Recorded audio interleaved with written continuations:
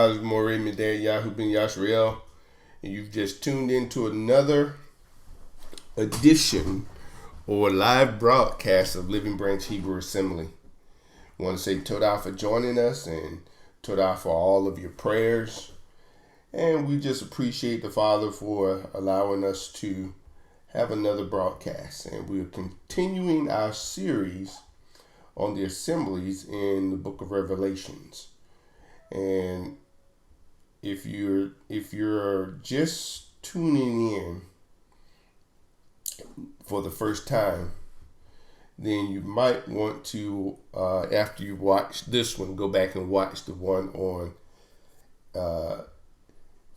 Ephesus, because it's going to give some good information that'll help make this whole journey clearer that we're doing with the churches in Revelation. Alrighty, so let's pray. Baruch Hashem Yahuwah Eloheinu Melech Haolam Shema Yashriel Yahuwah Eloheinu Yahuwah Echad. Father, we thank you for another Shabbat. Thank you for all of those that are logging on. We ask you, Father, to give us understanding, knowledge, wisdom, counsel, and recall that we can understand and master not only the learning of the scriptures, but also the doing of the scriptures. Continue to cause us to understand and get knowledge in your word. And most of all, keep us humble, Father. Keep us with the spirit of love and tenderness in the name of Mashiach Yahusha, Hallel to Yahuwah. Amen.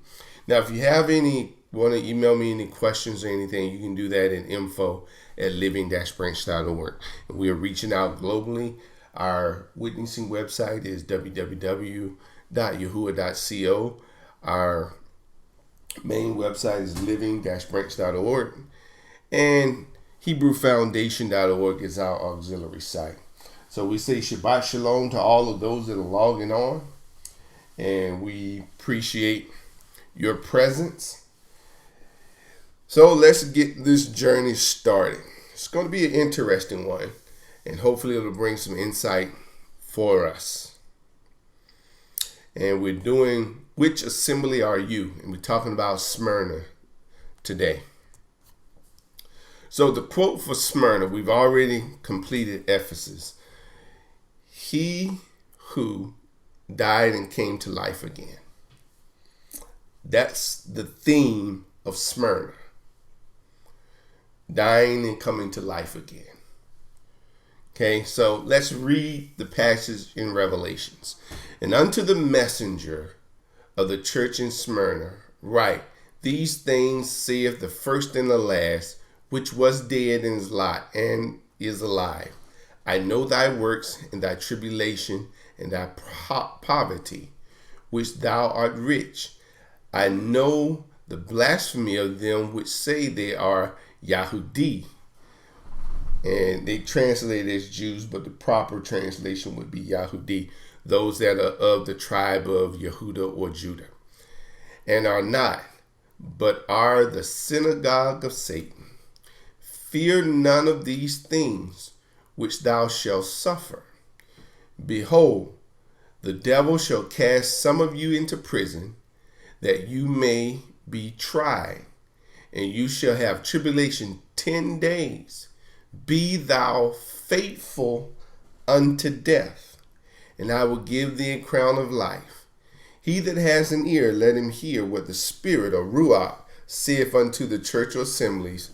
He that overcome shall not be hurt of the second death. Okay, so let's go and let's get some information about Smyrna. Okay, Smyrna was located 40 miles from Ephesus. And if you want the location of Ephesus, please go back and look at the video preceding this one on Ephesus. Smyrna was a commercial city that was built by the Greeks in 1000 BCE, but was destroyed in 600 BCE by the Lydians. Smyrna was reconstructed around 200 BCE. The city was resurrected from the ruins. So here's that theme I'm telling about being dead and being brought back to life. So Smyrna was a city that had experienced death and resurrection. Note the introduction to Smyrna, which was dead and is alive. In Revelations 2 verse 8. The name Smyrna has been popularly associated with the word myrrh, the balm of death. Okay, so that's just a little background on Smyrna. Now let's get the character of Smyrna. And oftentimes this is, everybody want prosperity, but prosperity comes in many forms. Okay, Smyrna's character, they suffered tribulation, they were in poverty, but it's the messenger said, but you art rich. Okay, fear none of these things which thou shalt suffer. Behold, the devil shall cast some of you into prison, that you may be tried, and you shall have tribulations 10 days. So let's look at what just the historical Smyrna. Okay, the assembly at Smyrna, its fate was one of persecution. Remember, they lived in a pagan culture, much like we do today. Okay, just a little history. In an edict around 303 CE, that means Common Era, the emperor ordered the communities dissolved, their assemblies demolished, and their books burned. Many died for their belief. And you can find this in the book, The Western, dated 1987. During this time of persecution, which lasted 10 years, the word of Revelations 2 verse 10, and you should have tribulations 10 years. So we know that you can, many places prophetically, a day can be equivalent to a year. So Smyrna was persecuted for 10 years and destroyed. Then, of course, we read about the history about the resurrection. So here's the instruction, because, many people, when they talk about the churches in Revelation, many want to, let's talk about the synagogue of Satan, or let's talk about another aspect. But I want to get to what the instruction was, because this instruction is what's going to help you in your trials and in your tribulations. Okay, part of the instructions, be you faithful unto death. And then he that overcome shall not be hurt of the second death. Okay, so this faithful unto death is huge. And we have to ask ourselves, have we been faithful? Not faithful just in what we want to be faithful, but have we been faithful in all? Okay, look at Samuel, 1 Samuel, 2nd chapter, and the 35th verse, where this word faithful is used. And it says, and I will raise me up a faithful priest. Notice the characteristic. That shall do according to that which is in mine heart, and in my mind. And I will build him a sure house, and he shall walk before me, before mine anointed forever. So the characteristics of faithful is doing according to his heart and his mind. So if you having sought out what is the heart and mind of the Father, through Scripture and through His voice, then you can't really properly apply faithful. See, most people just live. That's all they're doing, just living. But when you're faithful, your whole intent is to seek out His mind and His heart so that you can do accordingly. Seek it out in the word of Elohim. Because you're going to be challenged, Miss Bakah. You're not just going to sail through this life and everything hunky-dory and, nothing ever happens. Yeah, you're going to be tested. You're going to be tried. And this is the whole characteristic of Smyrna. Tribulation, persecution, being tried. But His commandment to them was to be faithful unto death. So we've really got to look at the bigger picture of what's down the road. Yes, the first death might overtake me, but if I'm faithful, the second death can't touch me. So this is where it gets really interesting. Now, let's look at the word faithful. You look here, you have an olive, a mem, a nun. You have aman, to build up or support, firm, to trust or believe. The olive is the ox, the mem is the water, the nun is the seed.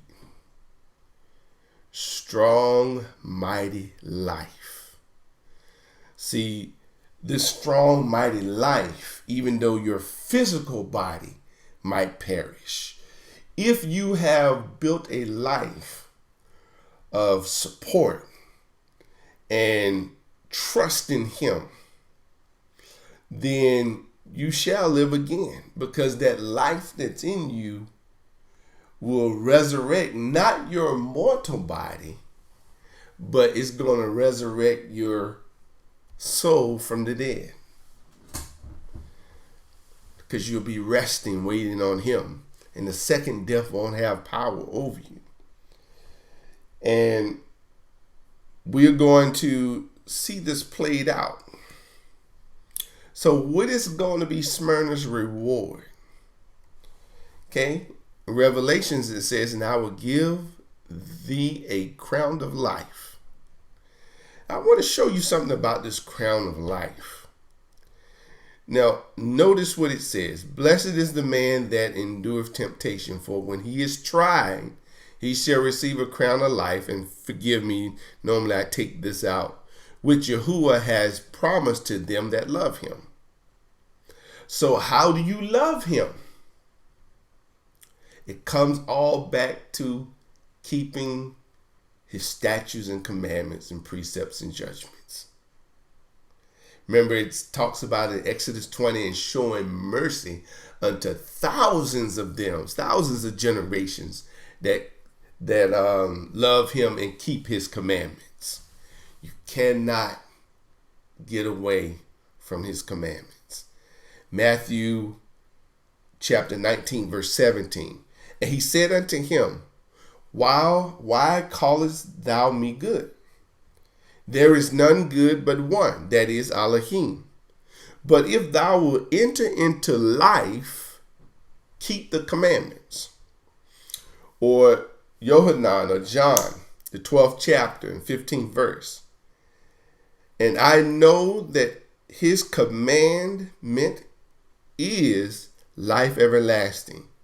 Whatsoever I speak therefore, even as the Father said unto me, so I speak. So the command of the Father is what? Everlasting life. Life everlasting. But notice here,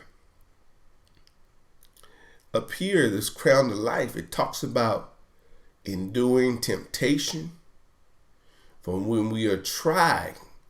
So a lot of us now are being tried. We're going through tests. The only way you're going to know if you have what you say you have is got to be tested. You said you love him, right? So now the test comes to find out just how much you love him. Because talk is cheap. Anybody can talk a big game. But when the trials come to put you to the test, will you stand faithful? Will you prevail? Will you prove that you love him? Because as it says, many shall come to me in that day and say, Sovereign, Sovereign, have I not done all these mighty works? Cast out demons, heal. I've done all these things. But what does he say? He says, depart from me, you workers of iniquity, for I know you not. In other words, workers of iniquity, they were lawless. They didn't keep his law. They were without law. These commandments and precepts are definitely something we got to focus on.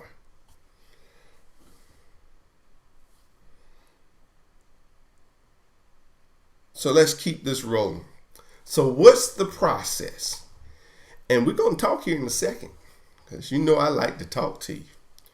Romans 5, verse 3. Not only so, but we esteem in tribulation also, knowing that tribulation worketh patience. And patience experience, and experience hope, and hope maketh not ashamed, because the love of Elohim is shed abroad in our hearts through the set apart spirit, which is given unto us. So you got that tribulation, you got patience, you got experience, hope. Then that not ashamed brings the love of Elohim, which is shed abroad in your heart. Now, and Yaakov, James gives us another witness, knowing this, that the trying of your faith worketh patience. A lot of us want things to happen so fast. We don't realize and go back and look through the lives of some of the patriarchs and see how long it took some of the patriarchs to get where they were. Look at Moses.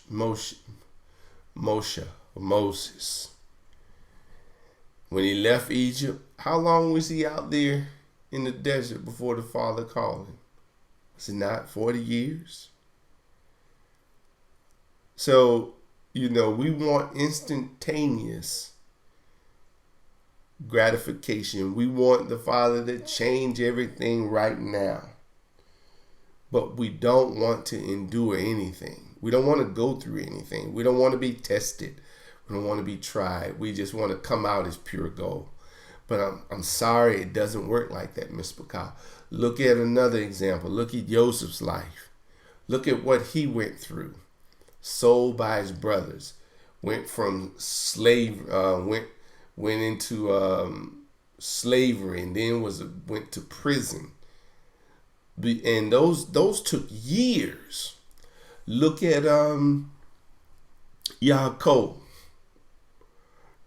and the things that happened to him, and how that he was tried. Yeah, he stole his brother's birthright, and he got the blessing. But when he went to his future father-in-law, Laban, look how he was tried. Look how he was deceived. Look how he went through. He worked 7 years and was given Leah, then worked another 7 years and finally got Rachel, and then worked for his wages. And he talked about his wages being changed 10 times and how his father-in-law mistreated him and hated him. Look at what he went through. We want to see the end result, but we don't want to see what people go through or what we will have to go through to come out as pure gold. Now, I wish there was a formula that I could just go through and bam, come out as pure gold. But that formula is called trials, tribulations. Those trials work patience, patience experience hope, and hope maketh not ashamed. We all gonna have to go through. Here's another one, Kepha or Peter, that the trying of your faith, being much more precious than of gold that perisheth, though it be tried with fire, might be found unto the praise and honor and esteem at the appearing of Yahushua Messiah. So this is what we've got to do. Now, you got a choice. You can go through stuff, kicking, screaming, complaining, just like the children of Israel. I don't want this manna, I want meat. Or you can go through and learn to be that contentment that Shaul talked about. Whether I've learned to be full, I've learned to be hungry, I've learned to abound, I've learned to abase. And whatsoever state I am, I've learned to be content. So what I'm looking for is for the Father to grow me in patience and experience so that I can help others. Because what makes you rich is not necessarily the material things that you have, but having a relationship with the Father and keeping his commandments and statutes, that builds your fortune in the kingdom. And the Mashiach even gave parables about, our trust not being in these earthly riches. And don't get me wrong, it takes riches to do things, or it takes money to do things. But not everybody's going to be just loaded with money. Look at, even the Father made provisions for the widow, the stranger, and the poor. Where if all of Israel was doing what they were supposed to, then everybody's taken care of. But what happens, not everybody's going to do what they're supposed to. So I want to go, and I thought it would be a good idea to read Hebrews the 11th chapter. It has so much good stuff in it. So let's go over here. Hebrews the 11th chapter. Just look at some things. Now I want to read through this because it has some good things and show you that people were tried. The people of faith were tried, and they didn't just boom end up on the top of the mountain, but they had to go through some things to prove and show that they were faithful, that they trusted in the Father. Now, faith is the substance of things hoped for. The evidence of things not seen. For by it the elder obtained a good report. Through faith we understand that the worlds were framed by the word of Elohim, so that things which are seen were not made of things which do appear. By faith Abel offered unto Elohim a more excellent sacrifice than Cain, by which he obtained witness, that he was righteous. Elohim testifying of his gift, and by it he being dead yet spake. Now look at that scenario. Cain and Abel. What happened? Cain rose up and slew his brother because his brother gave him more excellence. His brother was obedient. So what was the product? Death. But what happened? His blood spoke to Elohim from the ground. By faith, Enoch was translated that he should not see death, and was not found because Elohim had translated him. For before his translation, he had this testimony that he pleased Elohim. But without faith, now this is what we need to catch. This verse right here. We got to get this verse. This is key. But without faith it is impossible to please him. For he that cometh to Elohim must believe that he is, and that he is a rewarder of them that diligently seek him. Now here's the thing. What is diligently seek him? It didn't say just seek him, but diligently seek him. Your life is built around seeking him.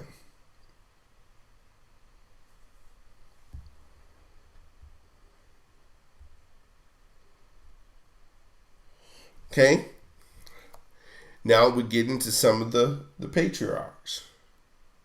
By faith, Noah, being warned of Elohim of things not seen as yet, moved with fear, prepared an ark to the saving of his house, by which he condemned the world and became heir of the righteousness which is by faith. By faith, Abraham, when he was called to go out into a place which he should after receive for inheritance, obeyed. There's another good word. And he went out, not knowing whither he went. By faith he sojourned in the land of promise, as in a strange country, dwelling in tabernacles with Yitzchak and Yaakov, or Jacob, Isaac and Jacob, the heirs with him of the same promise. For he looked for a city which has foundations, whose builder and maker are Elohim. Through faith also Sarah received strength to conceive seed, and was delivered of a child when she was past age, because she judged him faithful who had promised. Therefore sprang there even of one, and not as a good as dead, so many as the stars of the sky in multitude, and as the sand which is by the seashore innumerable. These all died in faith, not having received the promise, but having seen them afar off, and were persuaded of them, and embraced them, and confessed that they were strangers and pilgrims on earth. For they that say such things declare plainly that they seek a country. Now that word country there is homeland. And truly, if they have been mindful of that country from whence they came, they might have had opportunity to have returned. But now they desire a better country, that is heavenly. Wherefore Elohim is not ashamed to be called their Elohim, for he has prepared for them a city. So we see here that the Father is definitely working some things. And it's all done by faith. There is no other way you can do this but by faith.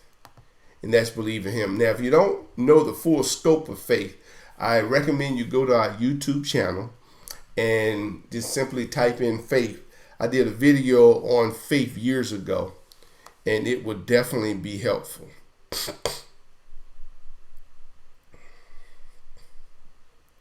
By faith, now listen to this.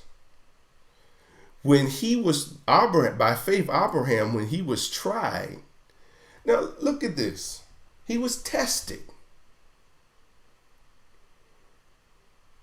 offered up Yitzchak or Isaac, and he that had received the promise offered up his only begotten son, of whom it is said, that in Isaac shall thy seed be called, accounting that Elohim was able to raise him up even from the dead, from whence also he had received him in a figure. By faith, Yitzchak blessed Jacob and Esau concerning things to come.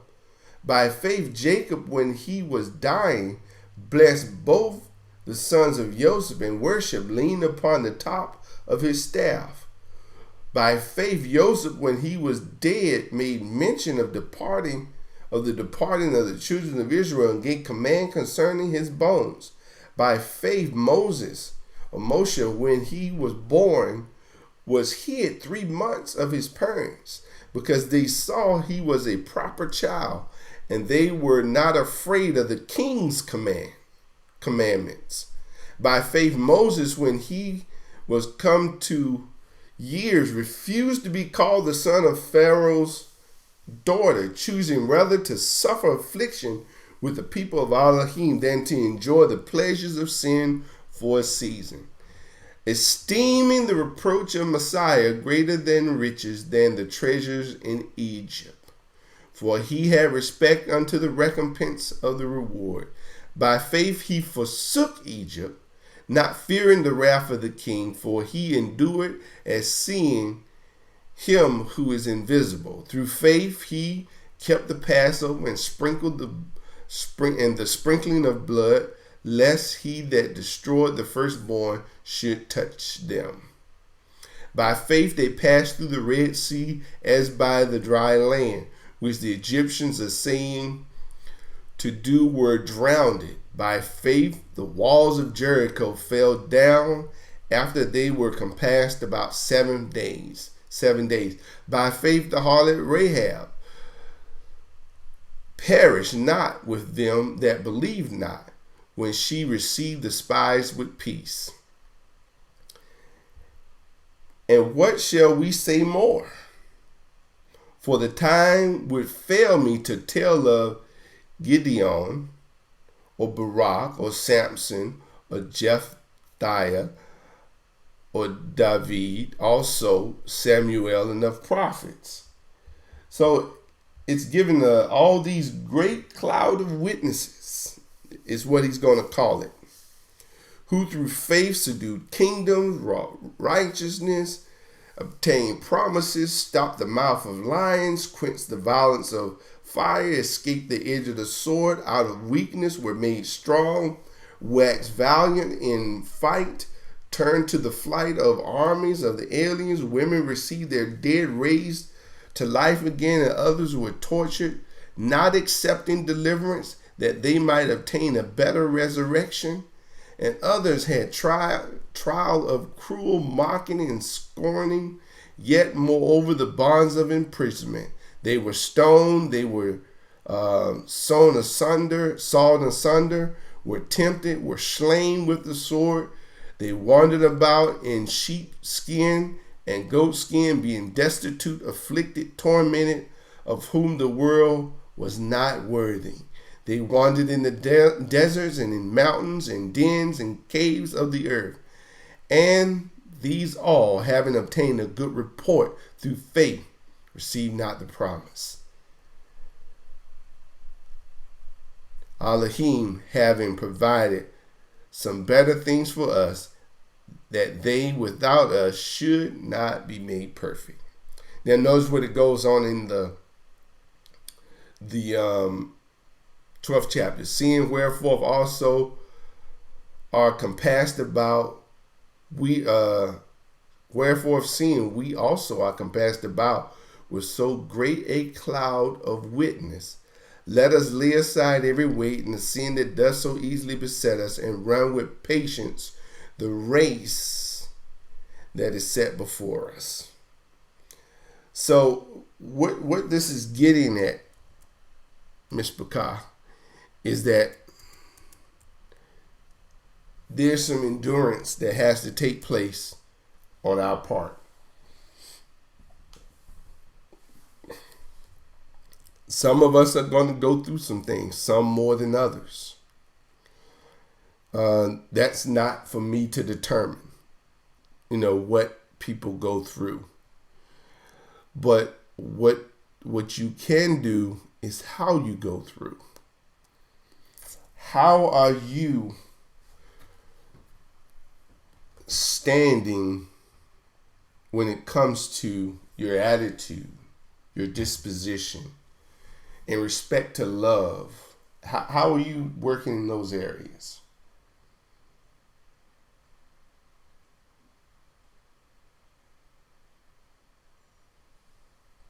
So we've got to really work at being set apart and enduring.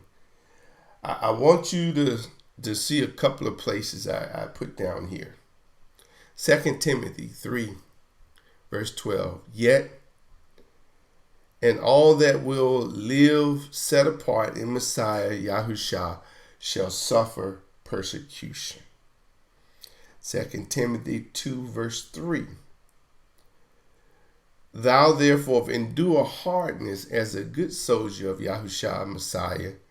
No man that warreth entangle himself with the affairs of this life, that he may please him who has chosen him to be a soldier.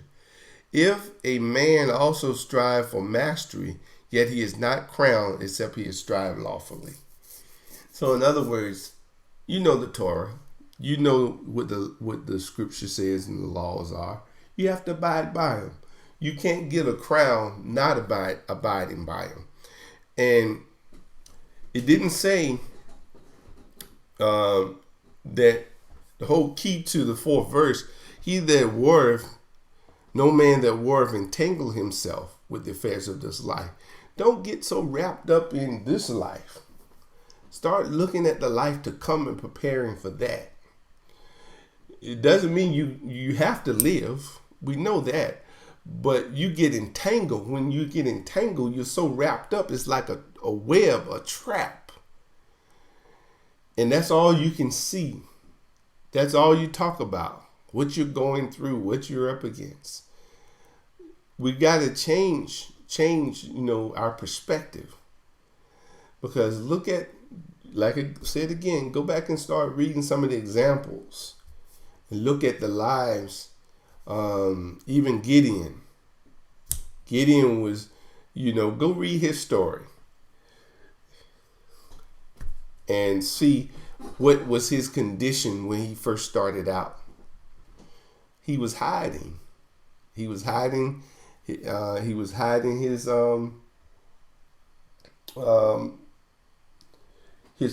stuff in the field. Because he was scared of what was going on, because all that had befallen them. And the father, they called him a mighty man of valor. And he said, how can this be? And so you have to go back and read these stories. They have a wealth of understanding and knowledge for us. Now, I really like what Zechariah said in chapter 4, verse 6. Then he said and spake unto me, saying, This is the word of Yahuwah unto Zerubbabel, saying, Not by might nor by power, but by my Ruach, saith Yahuwah of hosts. So you've got to figure, where is this gonna, your growth in? It's all gonna come through the Ruach, set apart spirit. And we've got to put our lives in perspective now. You see so many things happening in the news and different places. I mean, things that if you really stop and think about it, it don't make sense. It's just blatant how they're doing things today. Look at the Orlando shooting. You can go out there and just Google Orlando shooting and false flag, and you'll see all kind of evidence that was a false flag. Why would someone that's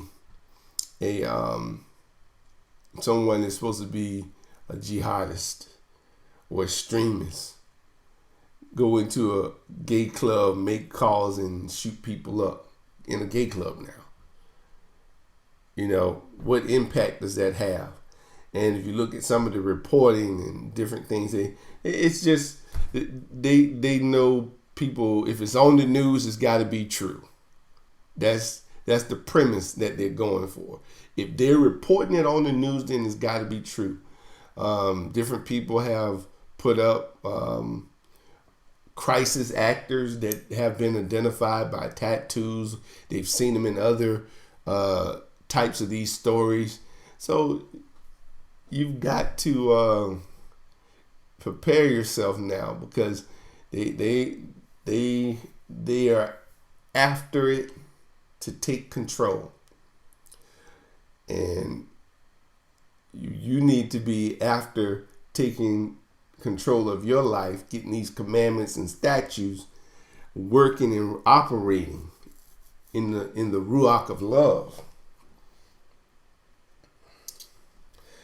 So the last one, Mark 13, verse 13. And ye or you shall be hated of all men for my name's sake, but he that endureth to the end, unto the end, the same shall be saved. So what are you focusing on? Are you focusing on being hated? Are you focusing on your trial? Or are you focusing on how to endure? And endure according to Scripture. Because you can easily focus on he hate me, she hate me, I'm going through this, I'm going through that. Or you can focus on, okay, Father, I need you to show me how to then endure. You said it's not by might, nor by power, by your Spirit. Okay, show me through your Ruach how to endure. Give me scriptures on how to endure. Look at, last night we read in Samuel a psalm that David wrote about all of his persecutions and stuff. And David or Daud went through a lot. Suffered at the hand of Saul. People talk about his mighty rise to kingship, and he was a man after Elohim's own heart. But look at what he went through. Look at his life. And Elohim did say he was a man after his heart. But look at his example. When he made a mistake, what did he do? He repented. And he made quite a few of them, counting the people, adultery, and he suffered. He took his punishment. Sometimes when we do things and we know we were wrong, we don't want to take our punishment. We cry mercy. But when you willfully sin, remember there remains no more sacrifice. And that's what he did. So he had to accept the punishment. And he accepted it and esteemed that Yahuwah was righteous for doing it. Because he was. Own up. Own up to some stuff. We all have to. And life is much easier. Much easier when we do. Now, this is, the conclusion, but what I want to get from the Smyrna church is you have to endure. I know you're going through. I know you're facing challenges. We all face challenges. You know, we all get in tough spots. And we have to trust the Father to bring us through. We have to not murmur, complain, but we have to constantly look to Him for direction and allow Him to work in our life. Sometimes what we're in is our own doing, and we have to wait. Now, if it's your own doing, why are you rushing Him? He didn't put you there. You put yourself there. So now you have to go through the process and let Him work things out and bring you back full circle to His way. I've been through that, done it, and can be a hard process. Not easy, but you can make it through. So I endeavor you to just continue to endure, strive to look at your life of what's most valuable in your life now. What's most valuable? What do you esteem highest? Continue to build your life upon a solid foundation of Torah. And you'll get the peace that you need. And you'll get the things that the Father determines is necessary for you to have.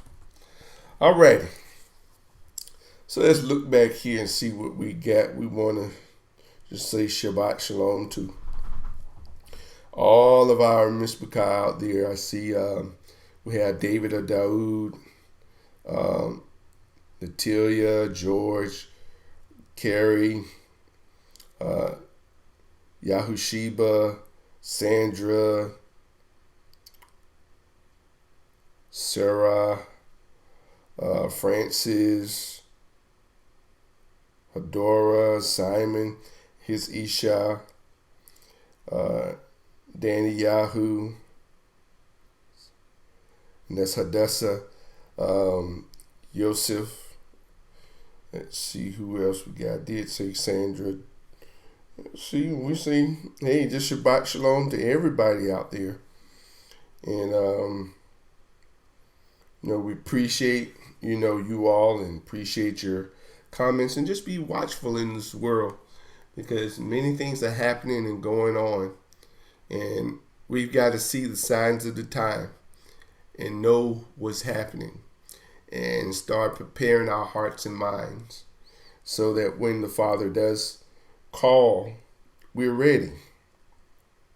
There's nothing worse than not being ready when He called.